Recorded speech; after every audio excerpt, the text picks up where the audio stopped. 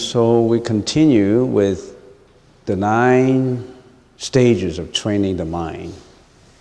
Last time, if you look at the summary, last time we talked about, we already have mentioned mental placement, continuous placement, patch placement, and now we are coming to close placement. Before we go on, I think it's quite important that we have to know what's the objective of meditation. The objective of meditation, when you analyze the objective of meditation, is to train the mind. And what's wrong with the mind? How did the mind get in contact with the outside world? The mind gets in contact with the outside world through the senses. What are these senses that we have? The sensory organs, or the eyes, interact with matter. All matters, eyes see things. This is round, this is square, this is red, this is white, this is ugly, this is pretty, this is fat, this is thin. The eyes interact with matter. What is matter made up of? Then we know. Molecules, atoms, protons, electrons. Eyes interact with matter. And ears interact with sound. Nose interact with smell. Tongue interact with taste. Body interact with touch, tactile objects. And of course, the 6th consciousness, we call it the mono consciousness, interact with all things. Interact with things that happened in the past that we recollect, with the present and with the future. And there is, of course, another consciousness, which is the manas consciousness. That is the ego consciousness. That ego consciousness generates the ego identity,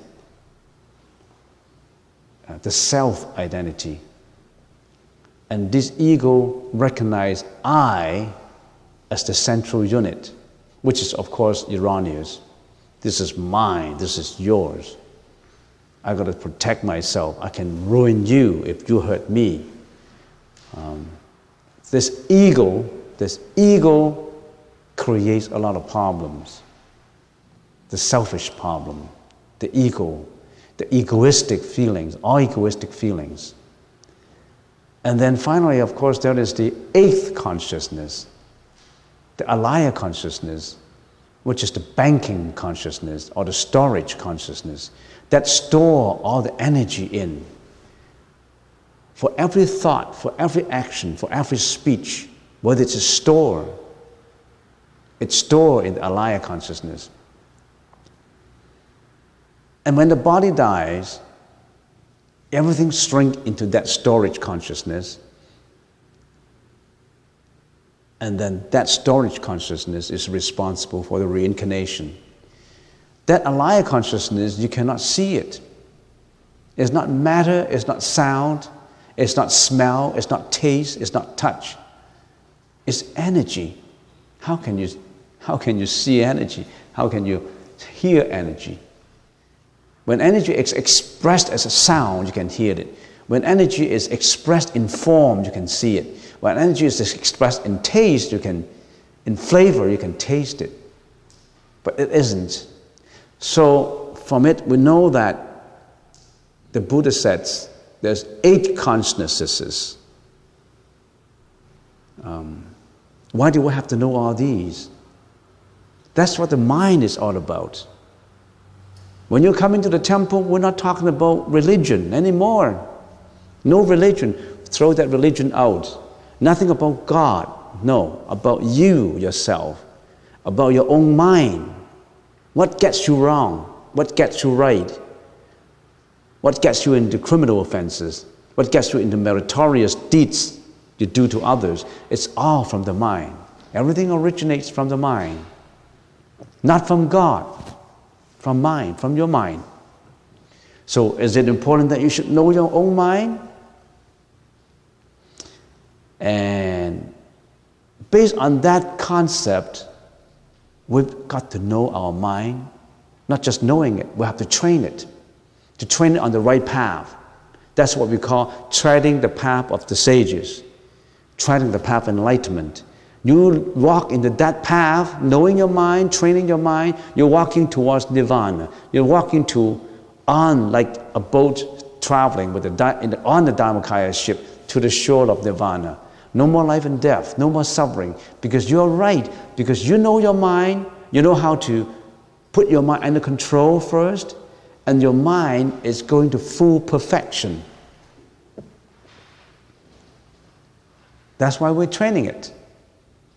Just to repeat, how many consciousnesses are there altogether? 8. Everybody has that 8 consciousnesses. The eye consciousness, the ear consciousness, the nose consciousness, the tongue consciousness, the body consciousness of touch, and finally there is the very powerful 6, the 6th consciousness. We call it the mano consciousness, because all the forerunning 5 consciousness depends on the 6th consciousness to exercise it. This eye is only a sensory organ. It itself cannot see. It's just the lens. It's the 6th consciousness that controls it. The ears cannot hear. It's the mano consciousness that communicates the hearing. The eardrum is just a tool. It's not the hearing itself. Although the ears can hear, it cannot differentiate the sound. It's the 6th consciousness. The 6th consciousness is responsible for all goods and all bad deeds. And the mano consciousness is the ego, which gets you into wrong doings. And everything stored into the 8 consciousnesses of alaya consciousness. Isn't that logical? The 8 consciousnesses explain the function of the mind. And I gave it to you very briefly. That's how it functions. Now, let's get back to these 9 stages of training the mind.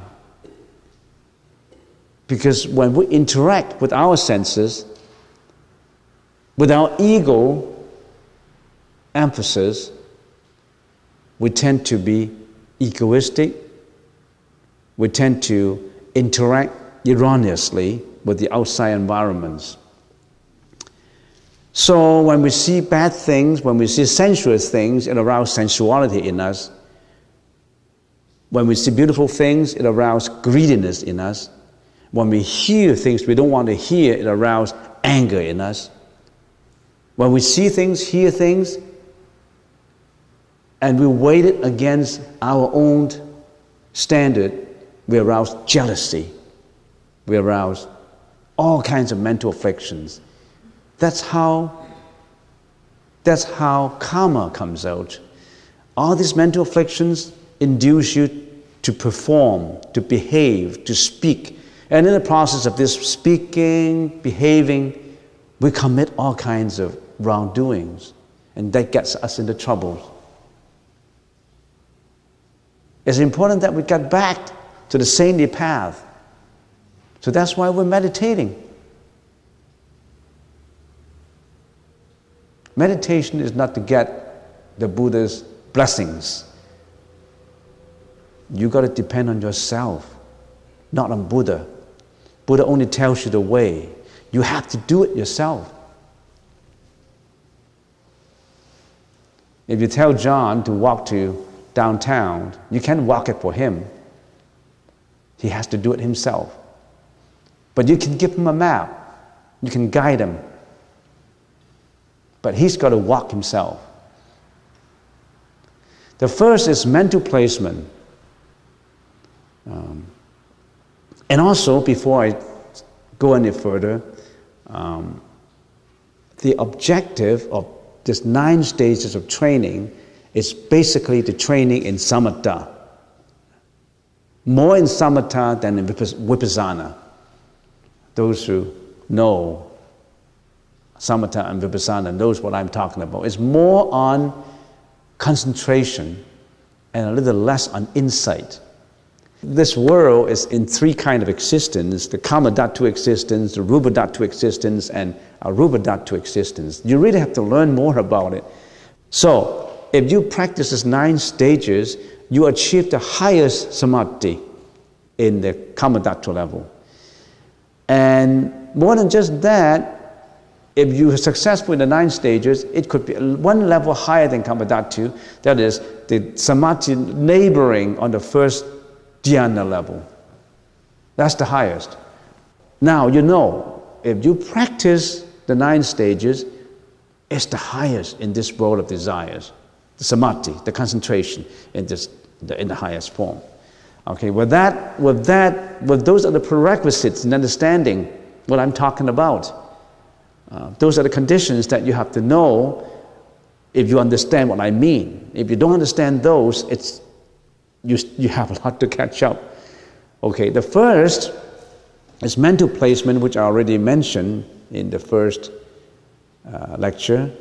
And then basically this mental placement is an inward placement. In other words, you create an object of concentration and then you concentrate on it. And I have already talked about it for an hour or so. So the first is mental placement. The second is continuous placement, which you already know. The third is patch placement, which is correcting placement. Placement is placing your mind. So when you're sitting in here, you've got to know where you place your mind on. You can't just sit there doing nothing. If you sit there doing nothing and just relaxing and just feeling the quietude of this hall, you're wasting your time. That's not it. If you just sit there just relaxing, meditation, after I meditate for a while, I feel relaxed and okay. That's not. If I give you the simile of meditation, meditation is like looking for treasure. It's a treasure hunt. If you just sit there doing nothing, relaxation, you haven't even entered the door. You're still wandering at the door. You haven't even entered the door of meditation. And it's not right, because if you have come to that hall, why don't you enter it and get the treasure? Don't just wander at the door. You're wasting your time when you do that. So we have mental placement, the first level, and then we have continuous placements, and then we have patch or correcting placement. And then the fourth is close placement. Now, with the previous mental stage, you recognize this distraction and eliminate it. What I mean is, you're meditating on an object. Of course, that object we said is anapanasati. You're meditating on it, the breath. You're meditating on the breath, anapanasati. And then, because your mind is always distracted away, you have distraction. You go away. It's like a monkeying mind. You stay on that object for 2 minutes, and then you think about something else. About your own home, about your job, about your car, about your kids, about your husband, about your wife. Our mind is always wandering in every direction. You only realize it when you sit down quietly. You only realize it that way.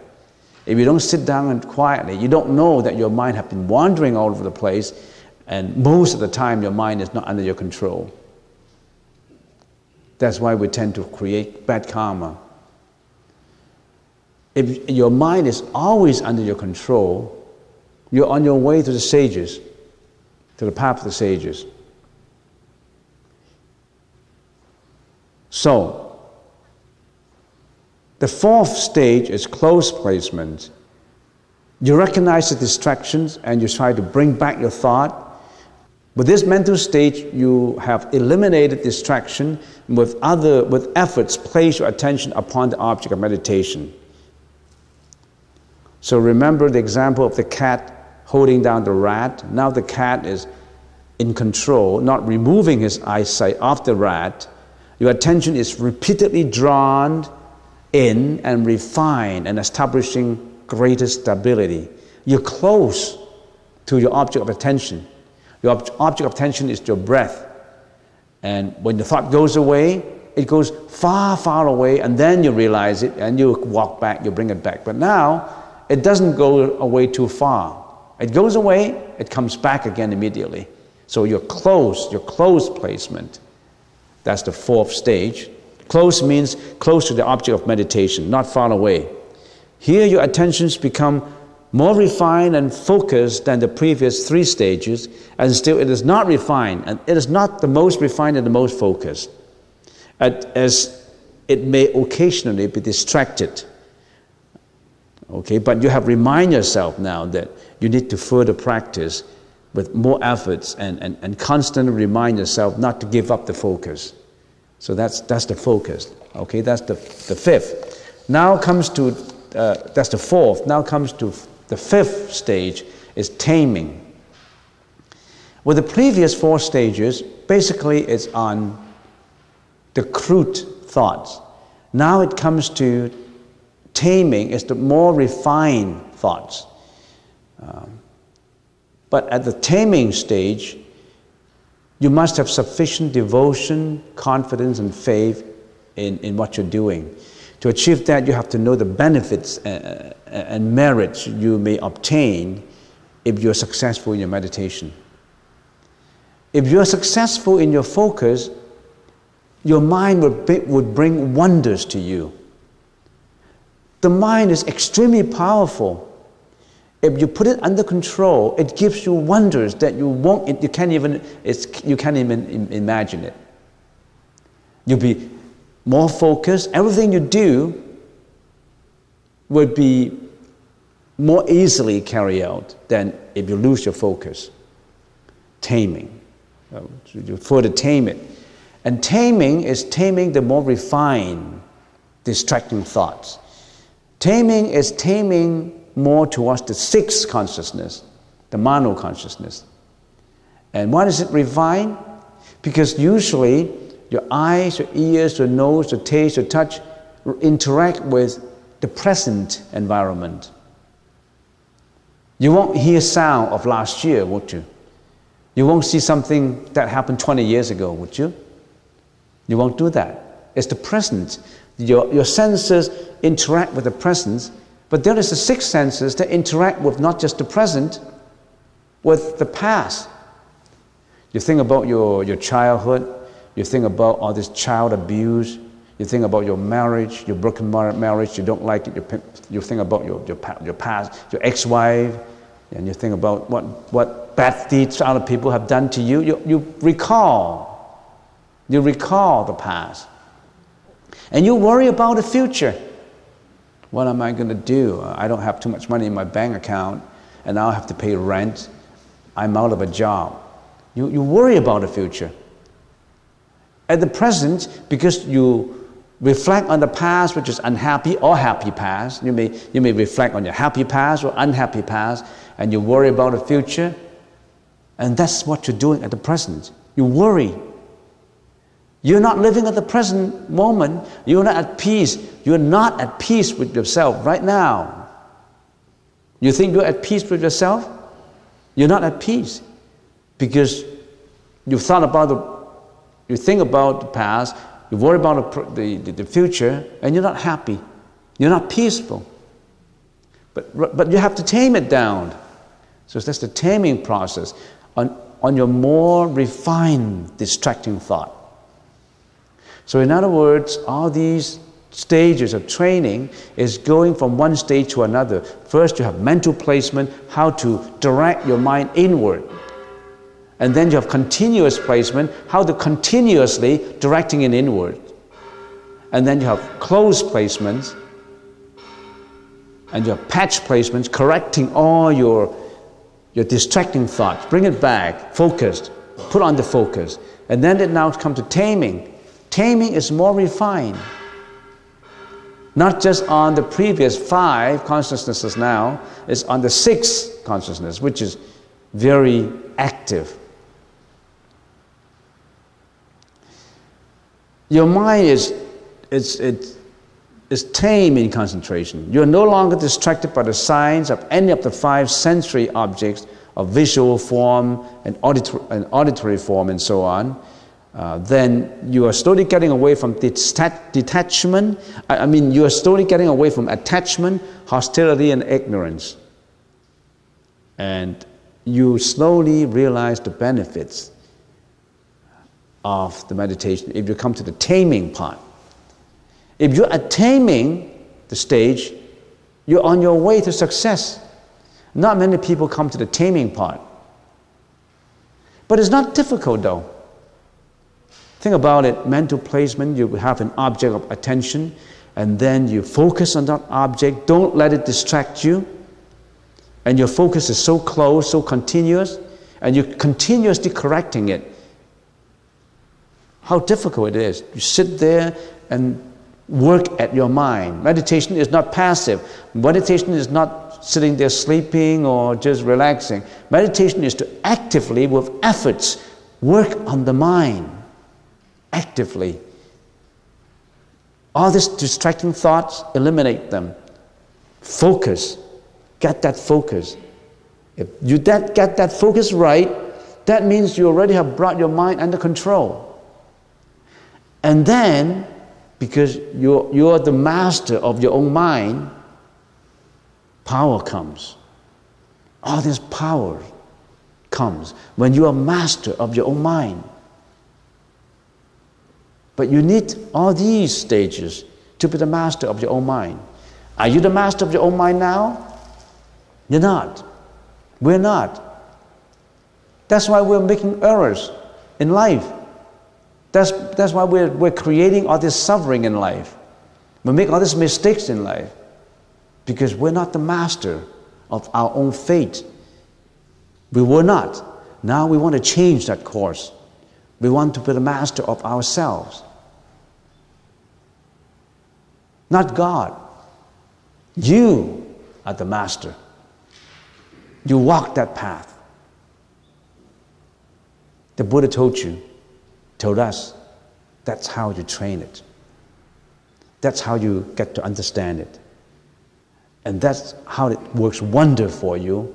If you know the mind, control the mind, tame the mind, it leads you to enlightenment. Because the power comes when your mind is under control. And that coincides with everything we do in daily life. Everything we do. If you put your mind to where your work is, imagine what can that be done. What power that would be created.